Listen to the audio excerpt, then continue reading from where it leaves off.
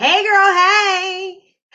Hey boy, hey. Welcome back to my channel. It's me, Mama Beauty's here, coming at you from North Carolina. How are all my humble beauties today? Hit that like button, smash that subscribe button if you're new, and let's talk about some true crime. As promised, I am breaking down Chris's Wisconsin February confession when the FBI, the CBI, and the Frederick Police Department went out and surprised him on February 18th, 2019. It is over a 5-hour interview, you guys. And so we are going to do it 30 minutes at a time. And so I'm going to have to hurry. Hopefully I will have enough storage in my phone to download this from StreamYard and upload, but you guys don't need all those deets. All right, let's get started. So they ask Chris if he remembers them, and he says, yes. And the agents laugh just to kind of show him that they want to be his friend, right? They're just very lighthearted in the beginning. Chris says it took him a moment there, and it was good seeing them. They say he looks different. He says he gets his hair cut every 2 months, and he pretty much told them that he buzzes everything off and all of that. That's what he said.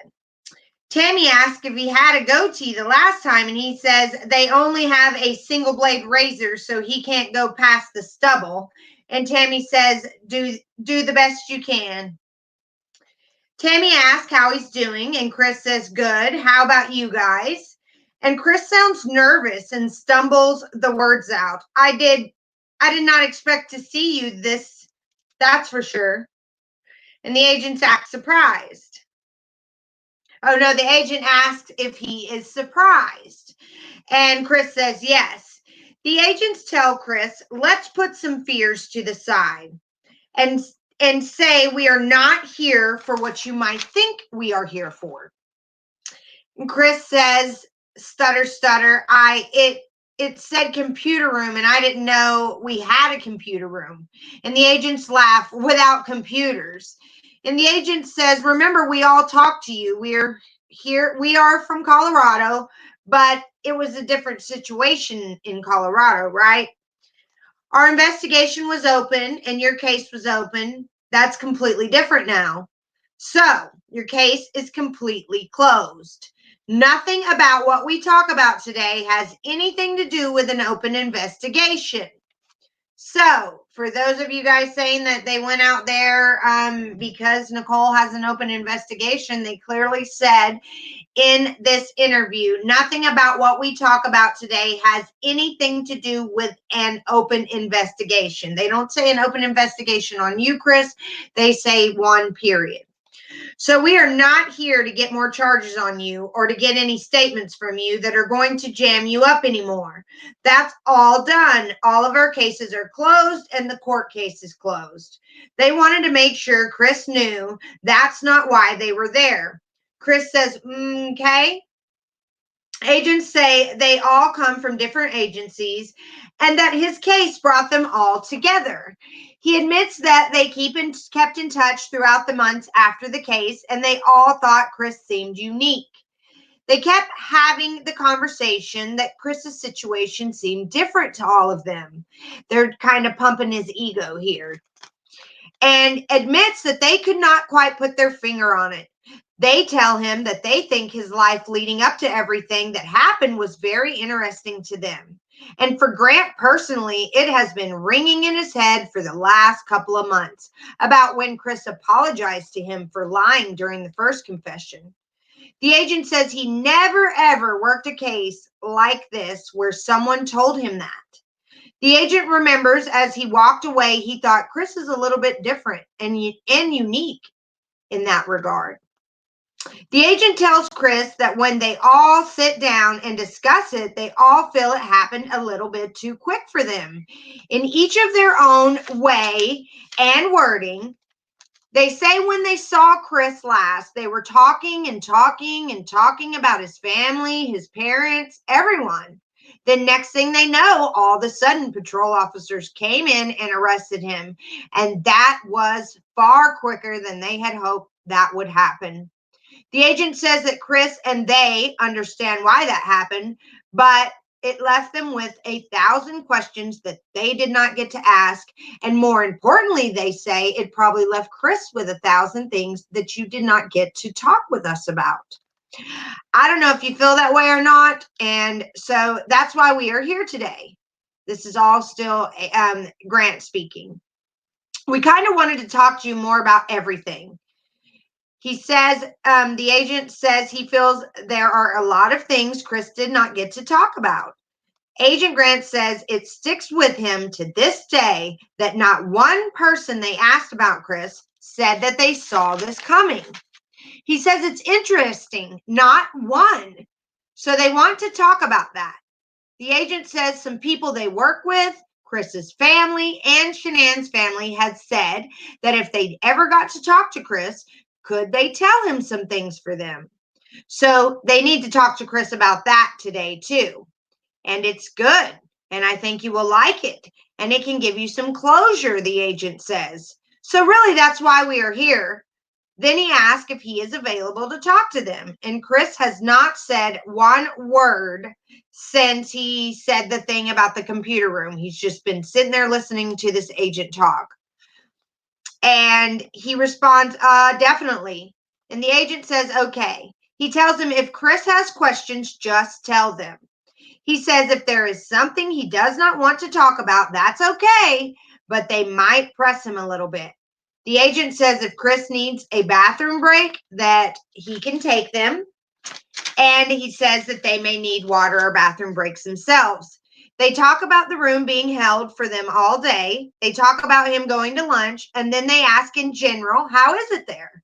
Chris says a lot different than Colorado. And the agent says good or bad. Chris says it's better because he is actually around other people there. Colorado, he was segregated, and the pounding on the walls all night and the screaming, telling himself to kill himself, what he said, he bothered him.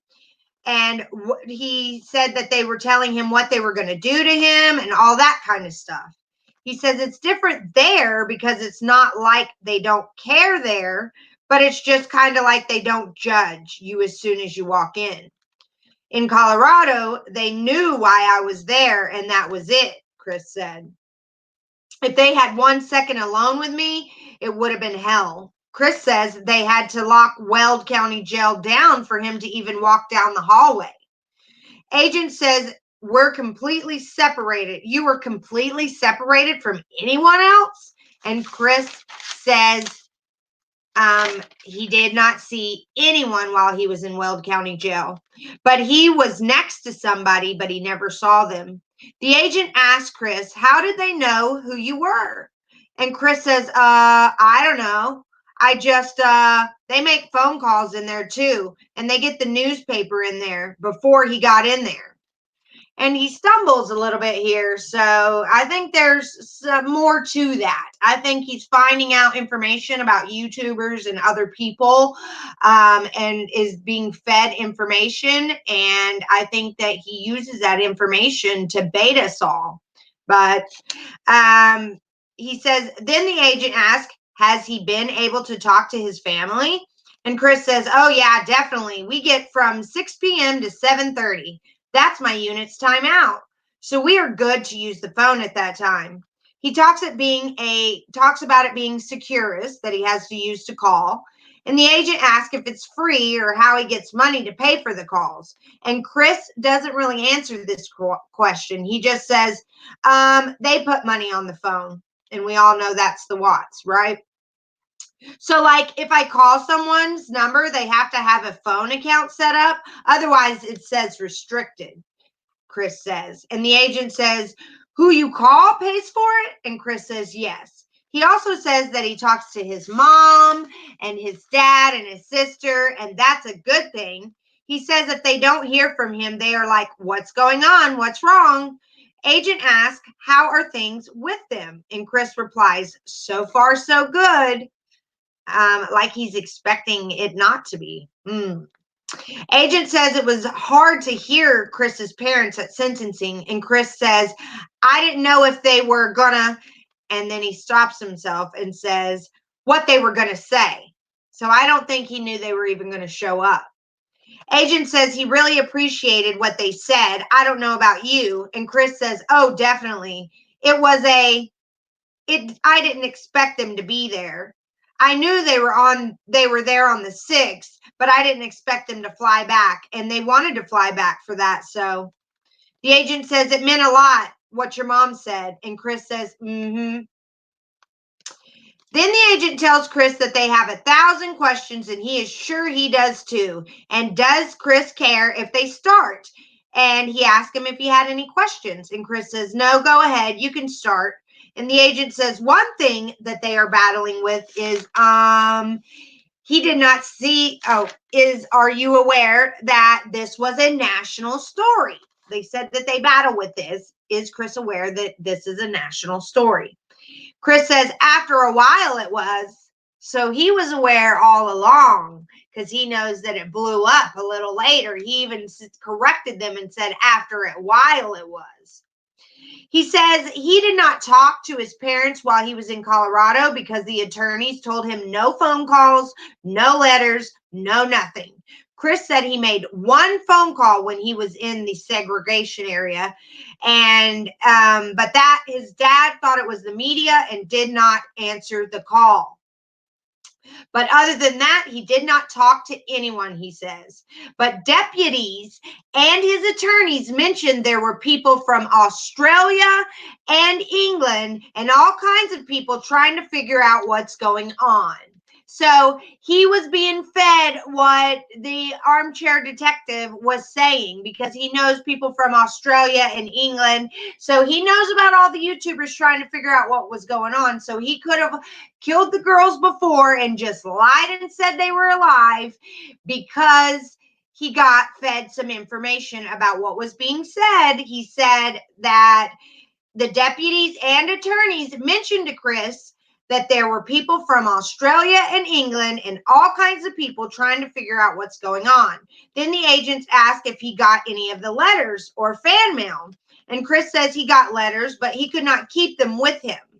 He could read them on his hour out, but he got a bunch of letters with no return addresses. He said stuff that was not very good letters, and the agent says they came from a weird perspective, didn't they? And Chris says definitely there was a person from Grovefield that was writing 4 times a week trying to come visit him. And a lot of the people were writing with bleed through markers saying you're a monster and all kinds of crazy stuff. And the agents say, we're going to talk about some hard issues today, but I don't intend to take you to a dark place today. And Chris says, okay. And the agent says, I hope that when we are done, that you will feel better. I hope it will be therapeutic. We are going to talk about, obviously, what happened to your family. So that's going to be hard to talk about. I appreciate anything that you can tell me about. If you need to take a time out to get a tissue, that's fine. I think it will be very good for you. It will be good for us. One of the reasons I asked about that national attention is we were aware you were getting a lot of letters and a lot of interest. So us as law enforcement, we got so many people that claimed to have known you or dated you or been with you or slept with you, and 99 out of 100 were just crazy people. So maybe that's a good place to start. Have you heard about any of that? Chris says, John told me about it, about some dude. So he goes right into Trent Bolton, or whatever his last name was, Trent Bolton, or Trent, the gay guy that says that he met with him, that is friends and connected with NK. It's already been followed that this Bolton guy's cousin is even on NK's friend Danielle's Facebook. So when they ask if he's heard about any of those interests, Chris immediately says his attorney told him about one. Not all of them. He says, my attorney told me about one. And then he said, some dude from Wyoming. And he says, then you hear the agents and him laugh and they say Trent. And Chris says, yeah, that guy. That, and then he goes, that blew my mind. And he said, I was like, who the hell is this guy? And the agents ask if he minds if he talks about him. And Tammy says, Grant and I interviewed him. And Chris says, you had to? And she says, yes. And then the agent says, so Trent, in summary, came in and said he met you online in a dating app, had a few casual, quick sexual encounters with you. And then the agent says, let me make it clear. We're not here to judge you. We have heard and had way worse. The agent says Trent said that you guys met during a time while you were experimenting with men. And Trent says that you guys met a couple of times, that you met his friends and went to an apartment. NK's apartment, maybe? And a couple of meetings in a parking lot. And that was it. NK's parking lot outside of her apartment, maybe? Agents ask Chris if it sounds familiar. And Chris says, nah, never. And Tammy said, he talked about being in your truck with your girls and the whole 9 yards. And Chris says, no, and I never even been to Wyoming, let alone drive out there to see somebody. They never said he drove out there to see anyone. They never, ever, ever said he drove out there. Why would he blurt that out? I understand the part about him saying, I've never been to Wyoming, but why would he say, let alone drive out there to see somebody? All they said is that Chris met his friends, that he had an encounter in a parking lot, and that they went to an apartment. So for Chris to say, I never even been to Wyoming, let alone drive out there to see somebody, nobody said that. You're the only one that said drive out there. So then the agent asks Chris if he has any gay experiences. He quickly says no. And the agent asks about gay interest. Chris says no. Agent asks if he wondered about being gay, and Chris says no. The agent asks if it's possible if Trent found him. And Chris says he doesn't have the WhatsApp app that John told him they supposedly met on, and tells agents to check his cell phone for it because he's already deleted it. And why even bring up the WhatsApp app? The agent hadn't said anything about the WhatsApp app, but Chris is saying that his attorney told him about it. Chris says his attorney told him he met Trent from a rehab center or something. So then he goes in, oh yeah, my attorneys told me I met him from a rehab center. And the agent said, oh no, that wasn't Trent. That was another guy. And Chris says, oh, okay. So maybe Trent did meet him from the rehab center, because that's how they're all tied in together, through the rehab center and Danielle. So Chris just threw out a nice little tidbit there. They're talking about Trent, and he says that he met Trent through the rehab center, and the agents go, oh no, that's not right. That's another guy. So Chris brought that up on his own. Thank you very much. And then he says, it was totally I. And then the agent interrupts and asks if he saw a picture of Trent or something. And Chris says that his attorney showed a picture to him and was kind of making fun of him to Chris, saying, are you sure you don't know him? So his attorneys were making fun of him for having male sexual encounters, making fun of him, saying, are you sure you don't know? Are you sure you're not gay? So of course he's not going to come out and say that. If his attorneys were making fun of it, he doesn't feel comfortable with saying he had a relationship with that man if the attorneys are giving him a hard time and pulling his chain over it. So the agent says, you saw it, and was like, no way. And then Tammy goes into talking about Trent's giant lips and then him having lip injections. And Chris says, yes, I was just like, I have no clue who this guy is. And the agent says he is somewhat memorable. And then they say that he was kind of meek but flamboyant. And the agent said that Trent had mentioned Chris had gotten him skincare products. And if Chris could get his hands on skincare products, we saw Shanann promoting Unique a lot. And I don't know if she did that as a side hustle or what, but there are videos on Shanann's Facebook of her promoting Unique, which is skincare and makeup. It's another direct sell company. I used to actually work for them until I realized that there's not a lot of money in it. So Trent told them that Chris gave him skincare products, and they ask him if it sounds familiar, and Chris laughs and says no. Then they ask about Amanda McMahon, and Chris said that John showed him a picture of her too, and Chris said he did not know her, but he knew it was an encounter that supposedly happened at Chick-fil-A parking lot, and that's where the rendezvous took place. So Chris had details of it. And he says that the only Chick-fil-A is in Colorado in Broomfield on Highway 7. So after this, he goes into telling the agents the only Chick-fil-A there is and recalling the place and the address, so he knows where this encounter was supposed to have taken place. So did it really? They ask him if there were other people, and Chris says just Nicole. That was it. They ask about Nicole and say that they never got to talk to him about her, and ask Chris to walk them through Nicole. And Chris says that he probably met her around June 1st when he first met her at work, and it says it was just a work convo, and that she messes with the gas meters that are out in the field, and he was messing up, so he took it to her to fix it. He says after that, they ran into each other in the office, and it was about the fourth time meeting that she asked him,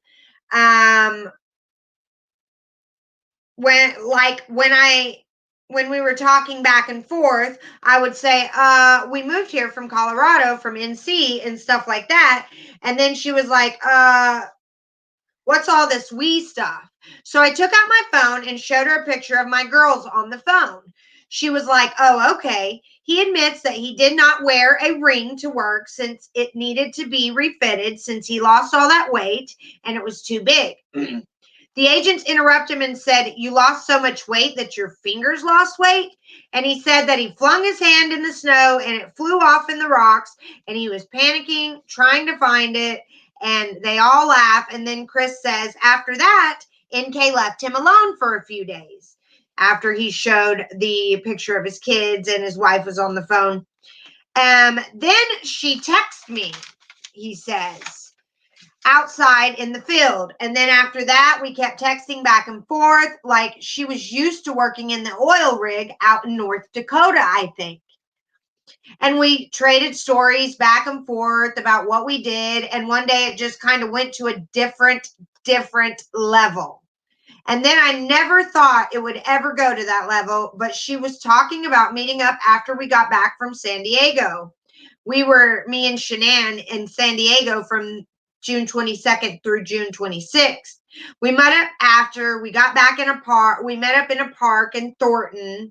And after that, we just kept seeing each other in pretty much the whole month of July. The agents ask him if it was flirting from both sides at first, and Chris says it was kind of like filling each other out. The agent says text and calls. Chris says more towards the end of June because they called each other before he left for San Diego, so he remembers that. He says at first he thought it was just flirting and did not think anything would actually happen. And Chris says he wishes he would have been out in the field more and not in the office. He says when he went from a rover to a field coordinator, he spent more time in the office trying to get everything situated and figure out where they are going to go for the day. But as a rover, it's more out in the field instead of going to the office for more than an hour a day. It gave him more time to run into her, pretty much, he says. And the agents ask what NK knew about him, and did she know he was married at first? He said she did. Once he showed her pictures on his phone, he said, the home screen picture. The agents asked if Shanann was in that pic, and Chris said it was just his girls, but his wife was the lock screen. So she didn't see the picture of the girls unless he was opening up his phone. The lock screen was Shanann, and she had to know and look at it every time his phone was laying down. It would lock, and she would have to look at Shanann.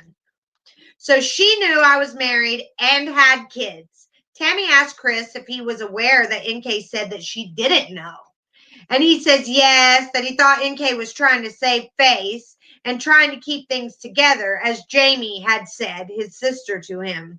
He said Jamie phrased it in a different way, but basically it was kind of like she was doing ground control, trying to control everything around her.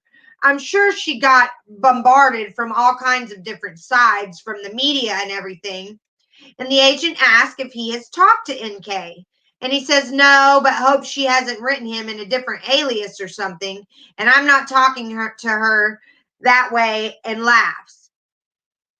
He says he hopes that she hasn't written him in a different alias or something, and I'm not talking to her that way, and laughs about it. And Chris says he would hope he is not allowed to talk to her. He says he would expect she's on a victims list and he can't talk to her. He says he's not sure if it's the same here in Wisconsin, but that's the way it was in Colorado. But he talks to his sister, his parents, and some friends of his parents. And the agent asks if he wishes he could talk to NK. And he says maybe once to say, sorry, this happened. I'm not sure what happened after what she went through.